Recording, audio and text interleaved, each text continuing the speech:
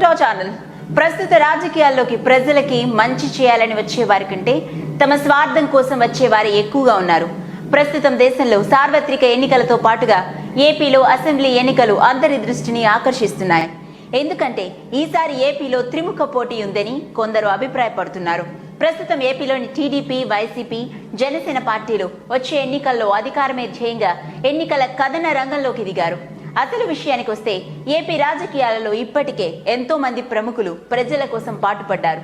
నిరంతరం ప్రజల శ్రేయస్సు కోసం ప్రజల మధ్య తమ జీవితాన్ని గడుపుతున్నారు.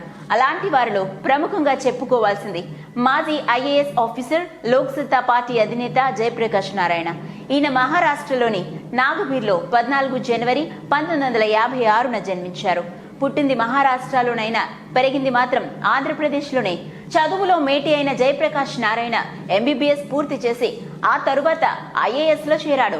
1980లో ఐఏఎస్ అధికారిగా గుంటూరులో అడుగుపెట్టారు. తర్వాత విశాఖలో జాయింట్ కలెక్టర్ గా, 1986లో ప్రకాశం జిల్లాలో, తర్వాత తూర్పు గోదావరి జిల్లాలో కలెక్టర్ గా చేశారు.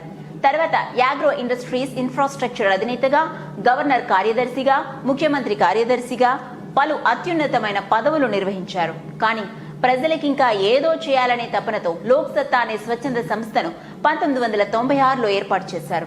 ఈ సంస్థ ద్వారా పలు చట్టాలని ప్రజల్లోకి తీసుకుపోయారు. ఆ తరువాత 1996లో ఐఏఎస్ పదవిని వదిలే లోక్ సత్తాను రాజకీయ పార్టీగా మార్చారు. 2009లో కూకట్పల్లి నియోజకవర్గం నుంచి శాసనసభకు గెలుపొందారు. కానీ సమాజానికి మేలు చేయాలనొచ్చే మంచి మనుషుల్ని ఈ రాజకీయ నాయకులు అస్సలు సహించరు. కొన్ని కారణాల మధ్య 2014లో మల్కాజ్గిరి నుంచి లోక్సభకు పోటీ చేసి ఓడిపోయారు. ఆ సమయంలోనే పవన్ జనసేన పార్టీని పెట్టి టీడీపీ, బీజేపీ కూటమికి మద్దతు తెలిపాడు. ప్రజలకి ఏదో చేయాలని వచ్చిన పవన్ కూడా ఎన్నికల తర్వాత అమావాస్యకొకసారి, పౌర్ణమికోసారి వచ్చి ఏవో కొన్ని ప్రశ్నలు వేసి వెళ్లిపోయేవాడు. అదే సమయంలో ఏపీలో ప్రత్యేక హోదా ఉద్యమం ఊపందుకోవడంతో పవన్ దీనిపై ఒక కమిటీని వేశాడు. కేంద్రం ఇప్పటి వరకు రాష్ట్రానికి ఎంత ఇచ్చింది, ఇంకా ఎంత ఇవ్వాలి అని ఆ కమిటీ తేలుస్తుందని చెప్పుకొచ్చాడు. జయప్రకాష్ నారాయణ, మాజీ ఎంపీ ఉండవల్లి అరుణకుమార్ లాంటి మేధావులను ఆహ్వానించారు. చర్చోపచర్చలు కూడా జరిపారు. ఒక నివేదికను కూడా తయారు చేశారు. ఏదో చేయడం అయితే చేశారు, కానీ చివరికి ఆ కమిటీ వేయడం ద్వారా ఎవరికీ లాభం చేకూరింది లేదు. ఆ సమయంలోనే జేపీ పవన్ పై కొన్ని సంచలనమైన వ్యాఖ్యలు చేశాడు. ఆయన ఏ పని పూర్తిగా చేయరని అంటారు. పవన్ ది ఆరంభ సూరత్వం అని అపహాస్యం చేశారు. నెలకో 2 నెలలకో మీడియా ముందుకు రావటం, ఎవరో రాసిచ్చిన స్క్రిప్ట్ చదవటం, ఆవేశంగా 4 సినిమా డైలాగులు మాట్లాడటం తప్ప పవన్ కు మరేమీ తెలియదని కామెంట్స్ చేశారు. ఇదే సమయంలో మరో ఐఏఎస్ ఆఫీసర్, రాష్ట్రంలో అందరికీ బాగా సుపరిచితుడైన మాజీ సిబిఐ జేడి లక్ష్మీనారాయణ, ఈయన ఎన్నో సంచలనాత్మక కేసులు దర్యాప్తునకు చిరునామాగా మారాడు. సత్యం కంప్యూటర్ సంస్థకి చెందిన 7,000 కోట్ల కుంభకోణానికి సంబంధించిన కేసుపై సమర్థంగా దర్యాప్తు చేయడంతో లక్ష్మీనారాయణ పేరు దేశవ్యాప్తంగా మారుమోగింది. ఆ తర్వాత జగన్ అక్రమ ఆస్తుల కేసును కూడా ఈయన డీల్ చేశాడు.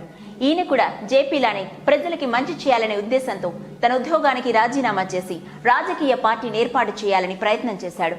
కానీ పరిస్థితుల్ని అవగాహన వేసి కొత్తగా పార్టీ ఏర్పాటు చేసి ప్రజలను మెప్పించడం అంత సులువైన విషయం కాదనే నిర్ణయానికి వచ్చారు. దీంతో నిజాయితీ కలిగిన పార్టీగా, ప్రజా సంస్థగా పేరున్న లోక్ సత్తాకు కొత్తగా బాధ్యతలు స్వీకరించాలని నిర్ణయించారు. జయప్రకాష్ నారాయణతో అనేక సార్లు చర్చలు జరిపిన అనంతరం లోక్ సత్తాలో జాయిన్ అవ్వడానికి సిద్ధమయ్యాడు. కానీ మళ్లీ యూటర్న్ తీసుకుని పవన్ స్థాపించిన జనసేనలో చేరాడు. ప్రస్తుత పరిస్థితుల్లో పవన్ ఒక్కడే నాకు సరైన నాయకుడు అనిపిస్తుందని చెప్పి జనసేనలో చేరాడు.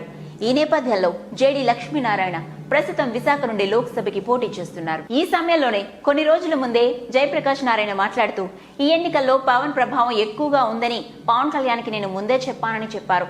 మొదట్లో పవన్ కి ఉన్న ఆవేశం ఇప్పుడు కనిపించడం లేదు. పవన్ కళ్యాణ్ కూడా పరిస్థితులకి అనుగుణంగా మారిపోయి నిజమైన రాజకీయ నాయకుడిగా మారిపోయాడని చెప్పుకొచ్చారు.